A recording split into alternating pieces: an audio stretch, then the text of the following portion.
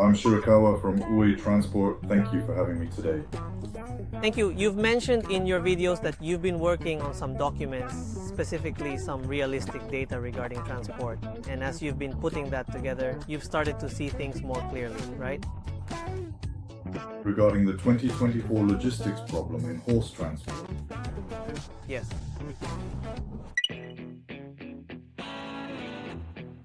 Well, I've finally reached a point where I can see the final form of it. Now, I'm just finalizing the legal interpretations and such. Or at least that's how it feels. You see, rules and official notices can be interpreted in many different ways.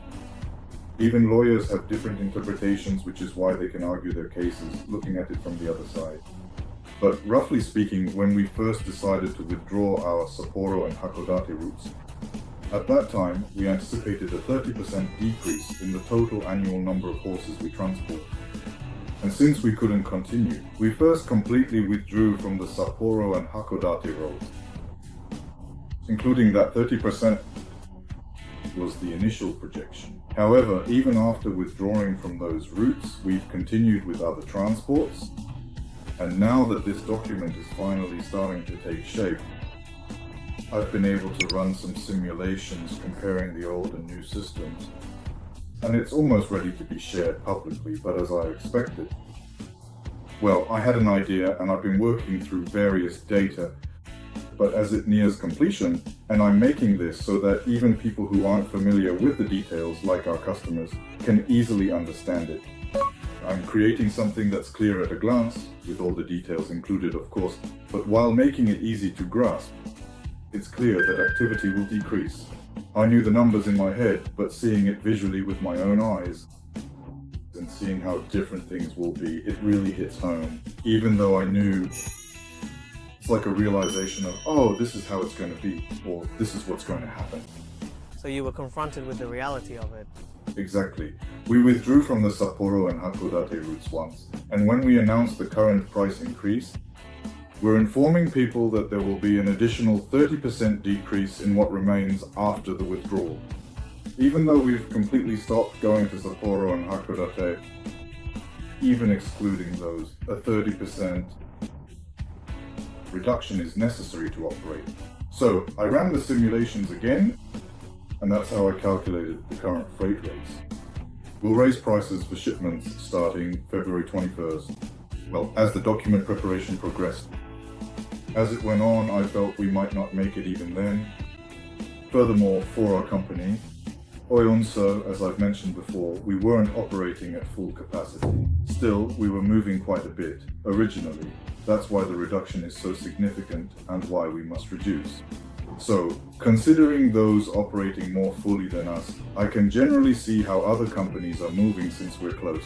Thinking about it that way, for all long-distance transport companies in Hokkaido, it could be nearly a 50% drop. 50%? Well, I mean, honestly, I'd really like to avoid it ever going that far if possible, but You mean it'll be cut in half?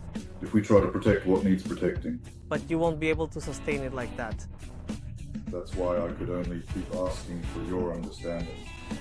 But I think I already said it, that routes to Sapporo, Hakodate, and Kokura would become unviable. Kanazawa and Niigata will also get tough. So I need to present that logically with data.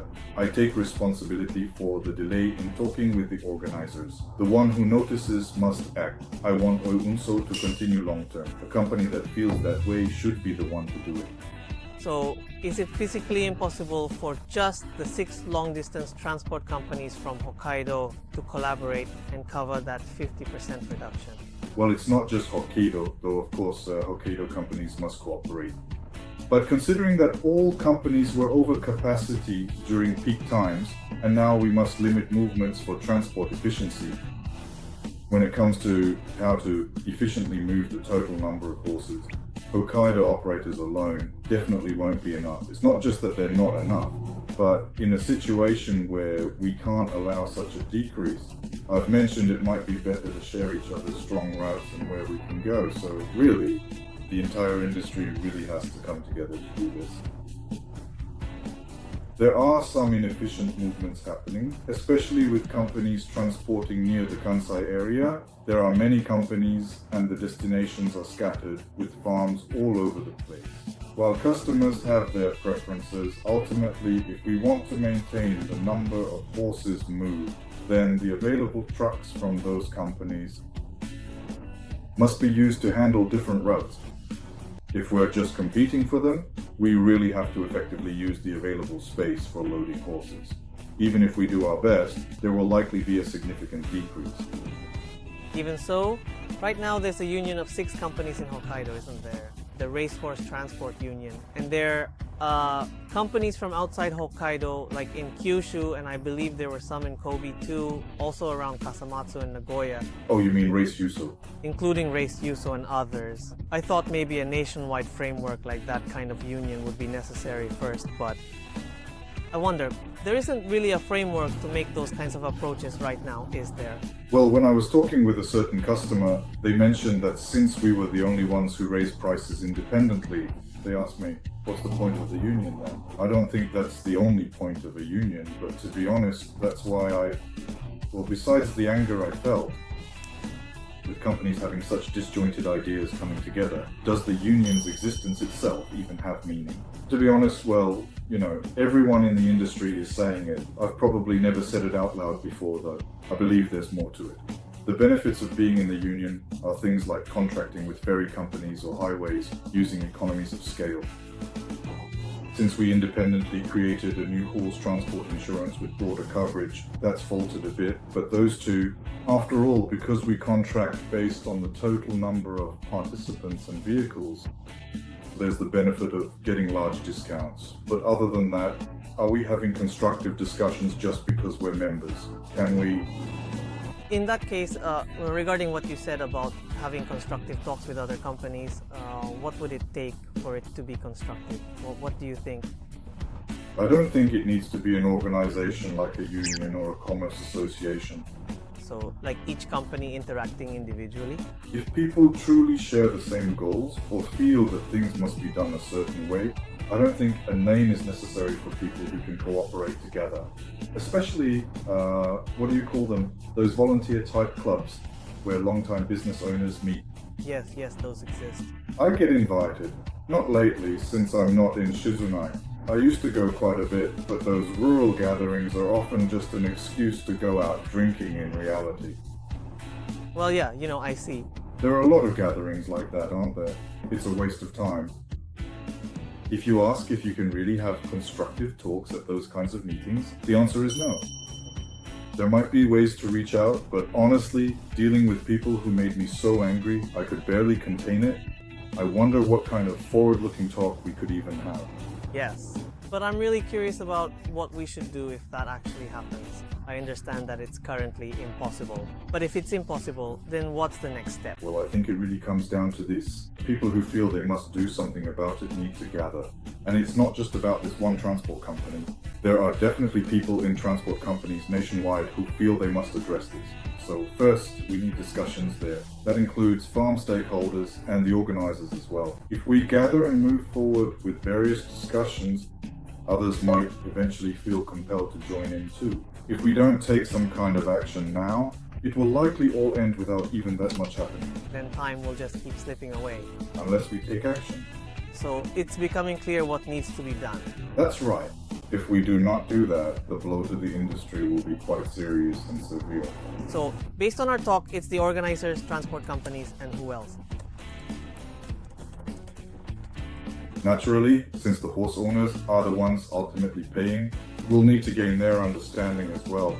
And also, by having many parties unite, we can actually lower the costs. We can also reduce unnecessary movements that way.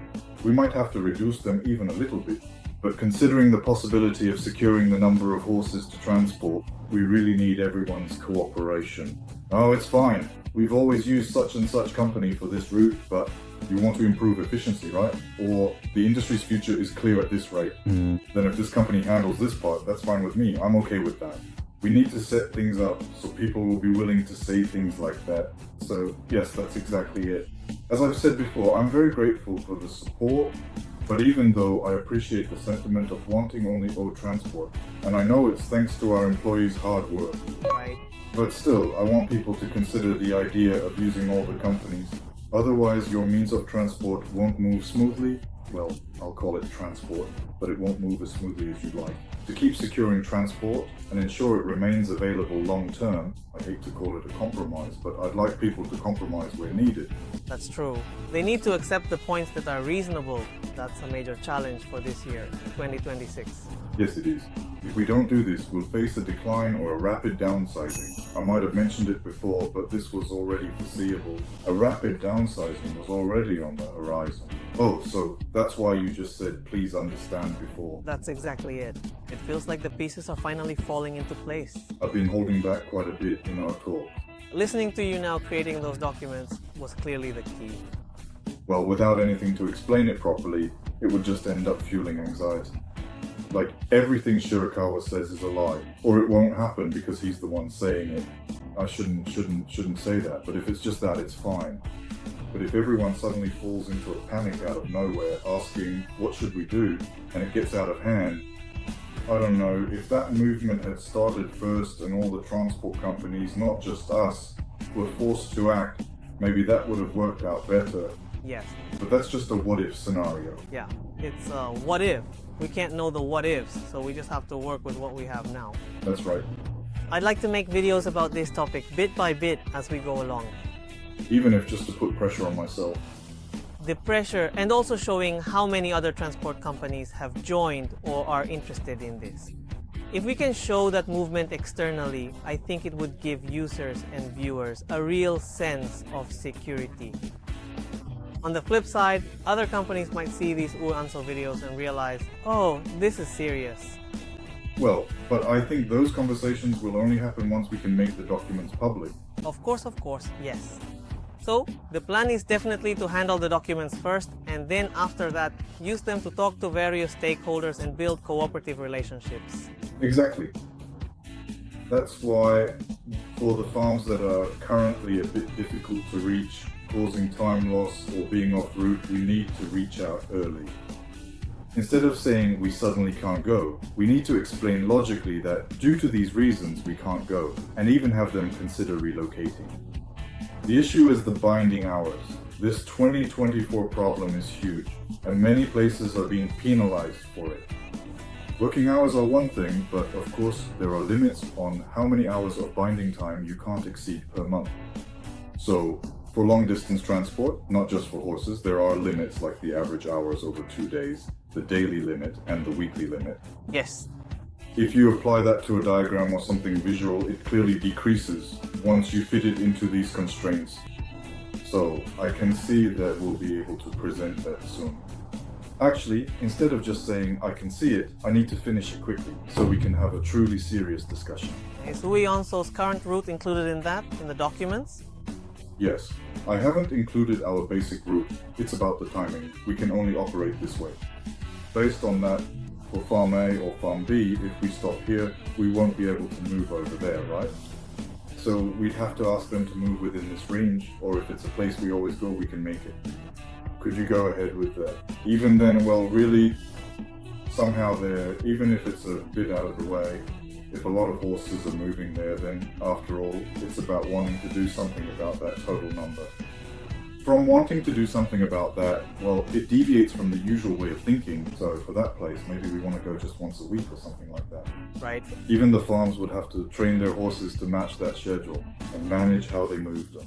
But after all, if the frequency decreases, the horses being kept, and the timing for sending out the horses we've been keeping won't follow the usual flow anymore. So we have to discuss those things from the ground up, don't we? We even have to talk about the operations for the horses. This is going to be a long story after all. The more I listen, the more I think so. It's not something that'll be solved quickly. It's a scale of change that'll take years. Yes, I think we can probably start with those broad discussions. However, it's a topic that will be a huge blow to the industry. So when various people start to take action, just like how the two-man exception or the horse transport exception were created, well, some kind of special exception might be established perhaps. But if we just wait for that, we'll end up like a boiled frog. So while looking at what's realistically possible and moving forward together as a whole within that somehow. If we can get permission up to this point, it'll be a bit easier to move again. I hope something like that can be established. Yes, and this documentation will actually serve as the base for doing that, just so you know. The restrictions on transport companies, well, this is also part of it. If I say it here, it'll cause sudden chaos. Even if I just give the numbers, they're simple enough to understand, but once the final version is properly completed, if I just gave the numbers, people would be like, oh, that much. Once we can release that, let's do it on YouTube as well. Oh, of course, an explanatory video would be natural too. I'd also like everyone to use it as a resource for discussions in various places. And of course, it would be best to make the materials downloadable from our website and such, so that everyone can use them anytime. And please give us your feedback if you have any, right? Well, it wouldn't be good if everything was concentrated on us, because really, people who felt they had to take action need to gather and work on this very seriously. And from there, I think we have to keep expanding the circle. That's really one of the important things to do this year, you know. It's not a completely bleak topic, is it? Yeah, that's right. Because the topics until now were heavy, like not being able to build horse trailers. And we can't really go public. Well, I can't say anything definitive yet, but it's a big deal that we found a place that can build horse trailers for us. It's huge. Because just with that, no matter how much effort a transport company puts in, without horse trailers, it was clear that things would have just kept on shrinking. It's something we're truly grateful for. I think it's a really significant thing for this entire industry. Thank you very much. Thank you very much. At Ohe Transport, we are currently looking for drivers. Please take a look at our recruitment site or corporate site in the description, and if you're interested, we'd love for you to apply.